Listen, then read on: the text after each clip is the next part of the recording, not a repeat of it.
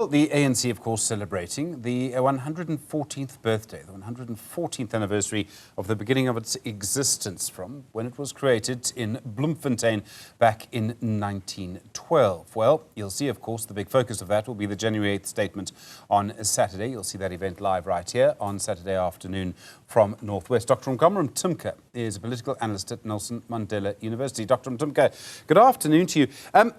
One of the things that strikes me, if you look at the ANC now, is the rate of change. It seems to me that the ANC of 2026 is very, very different from the ANC of just 10 years ago. Good afternoon, Stephen, and your viewers. It seems to me, though, that actually what we are seeing is what looks like maybe a culmination of the trend that had been in play 10 years ago. In 2016, we began to see a shock in the electoral system. That's when the ANC took huge electoral losses in a given election. Yes, we had been seeing marginal decline since then. It culminated, obviously, in the 24 election, with the ANC dropping below 50% in terms of its national average. Stephen, to me, it seems like that trend is still at play. Unless you're saying the downward trend is sort of reaching a trough, maybe that's debatable. But all the dynamics of factionalism, drivers of electoral support in terms of internal strife within either the ANC proper or its allies, they are all still at play. So it's going to be interesting whether the party is going to further decline come the 26 elections later this year, or it might reach a trough, as you seem to be intimating. Well, I don't know about that, but I was fascinated watching the ANC's National General Council last month, just 3 weeks ago, I suppose now. And I did wonder if anything different might come out of the party. If you look at the situation that they're in, if they look at the situation that they're in the public admission many times, that the party needs to renew itself. Did you see any direction coming into the party? It seemed to me that, yes, President Ramaphosa, I felt, came out with an enhanced sort of mandate, perhaps. But other than that, I don't know if the ANC is moving in a particular direction. A lot of people seem to have been impressed by the frank talk within the party about the true state of affairs within the ANC and the country. But I think this is vintage ANC. You read conference documents or policy conference documents since the 90s, when the party began to notice what it called new tendencies. It's always been reflective. It's always been critical in its official documents, even if individual politicians assume a very defensive posture. Look at reports during the Zuma years. They were not, talking about corruption and other things. They were not less frank about the state of affairs in the party when it came to its own gatherings. So for me, the true test is whether the party is going to resolve this tension between the dying of the old, that is the tendencies that have eroded the integrity and morality of the party, and the birthing of the new, that is giving steam to the plans to renew itself. They've been talking about renewal for the longest time. What has been a failure is to translate those intentions to proper conduct when it comes to electing people in office, proper conduct when it comes to ensuring that there's discipline and performance in municipalities, and professionalization of the public sector, and in fact also professionalization of the party. We see the process that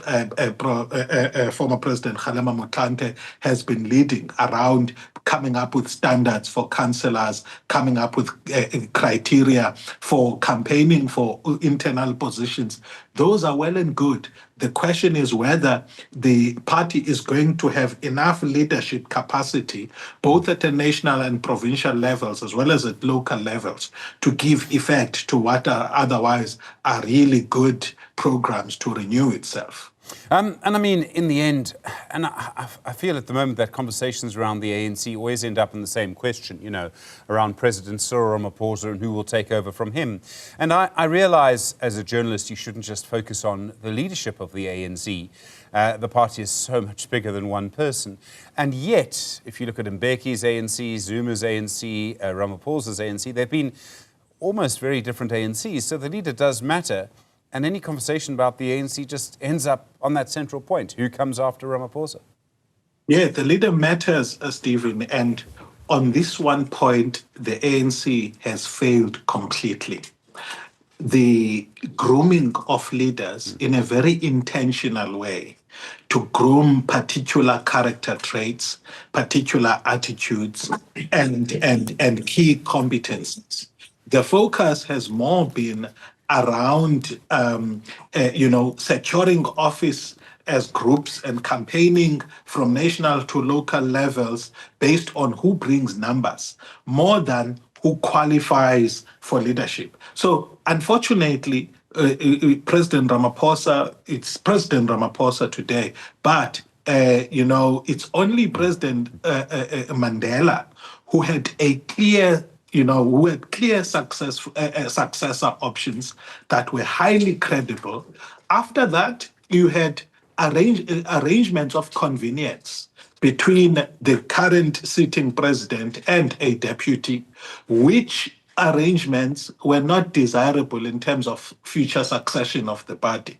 And that has been the case in the last, from President Mbeki to President Zuma to President Ramaphosa. You don't have clear successors. You don't have people that are agreed by the rank and file membership of the party that these are the ideal candidates to take us forward. What you have are competing claims for entitlement to office based on positions that people hold or administrative power that they hold. It's not about who is best given the times that the country and the ANC finds itself. So unfortunately, Stephen, it looks to me that this succession issue is not only going to compromise ANC electoral performance come the elections later this year, but it's going to cement the downward spiral of the party towards the deep abyss. One of the things that I find very interesting is the electoral timetable, and I realise, Dr. Mtimka, I can be an elections nerd sometimes, and I think you and I might have that in common. But in the past, the elections generally are sort of in the first half of the year. And so the ANC would use the January 8th statement to kind of kickstart that. You go back to 2009, for example, you would see this January 8th statement starts the election campaign, there'll be the launch of a manifesto, and off we would go. This year, the local elections are probably going to be in perhaps the first week of December, right at the end of the year. And I haven't seen any comment from ANC leaders yet about the local elections. And I would have thought that maybe, because there'll be a lot of focus on the ANC this week, that it would be a good place to start. I do suspect that they will give us an impression of a campaign or a strategy in this January 8, noting the very competitive environment in which they find themselves in this election. And I think that the announcement, for example, of the approach that is going to be used when it comes to candidate selection. I think it was late November last year by the Electoral Committee in the ANC. It does kind of hint to what the thinking is within the ANC around how best to fight on the terrain of leadership integrity and lead a representation of the party, at least, even if on matters of service delivery and, improvement of performance at the government level, that perhaps may still come at a later stage in the year. But it seems to me, Stephen, that on this front of who gets to represent the party as mayoral candidates, the ANC has been forced by the strategy of the DA, announcing Helen Zille very early as a candidate for Joburg, and then announcing other candidates that to also, follow suit. So I've been hearing a lot of commentary about who the ideal candidates could be for the metros, for example. when we look at the history of the ANC, there's something about the ANC that always sort of strikes me. And it wasn't always like this, but certainly from the late 1980s it was. It was a political party that tried to win the votes of all South Africans, and particularly from the 1990s onwards when we had open politics. It made an attempt to win, and it campaigned in every community, and it tried to campaign for everyone. And the reason I think this is important is that, yes, the DA may now be more diverse than the ANC, but I don't think even it is able to get to all the wards in the country. It's done it once or twice in local elections. The point I'm making, the bigger point I'm making is, do you ever think, I mean, there's some people who sort of rejoice at the end of the ANC, and I think maybe losing a party that is the only one we've ever had that's tried to win the votes of everybody actually is a very, very important thing to consider. Because if we don't have a party like that, what are we left with? That's a very interesting,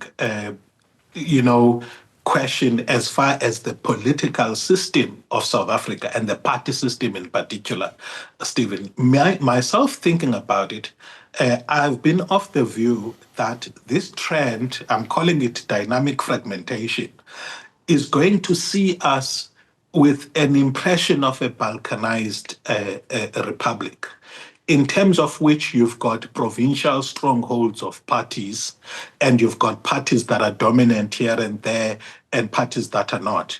So, for example, the Eastern Cape, Limpopo, I think to some extent, the Northwest, remain sort of resilient ANC strongholds. And it's not, in the scenario that you were painting, it's not uncommon to see the rise of regional parties. MK, KZN, the DA in the Western Cape, and it's making forays into Gauteng. But I think Gauteng is not going to be crystal in terms of which party dominates there, at least for the foreseeable future. So the point you're making invites, especially us political scientists who are studying the party system in South Africa, to pay a lot more attention to what nature of a political system is given birth to as the dominant party system dies. And I think that we're going to be pondering that question in 2029 as we are going to in 2034. It seems to me that what system emerges, whether we go back to a dominant party, is only going to become clearer in the 29-34 elections, as I see things, Stephen. So it's crucial. Another thing we should not forget, though, is the heritage of broad-based mass mobilization in the 80s, upon which the ANC built its party, as Prof. Ndletyana reflects in his book, The Anatomy of the ANC in Power. It was not purely because of, its ingenuity that the ANC was able to do what you say it was able to do, campaign across the length and breadth of the country.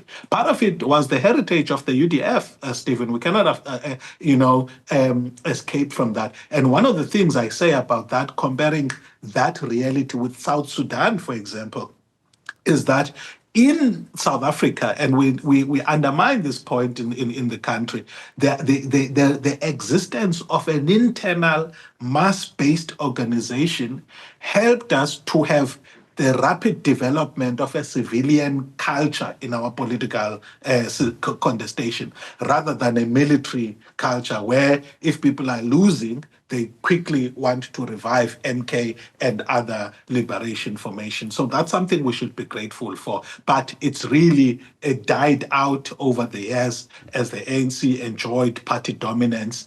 And it's something that they probably are regretting now, that they allowed other constituencies to die out and to be taken by other political parties in the country. Dr. Ongama Mtimka, thank you very much indeed. Very thoughtful conversation. Really do appreciate that contribution on Newzroom Afrika Channel 405. So much to consider on the ANC's birthday.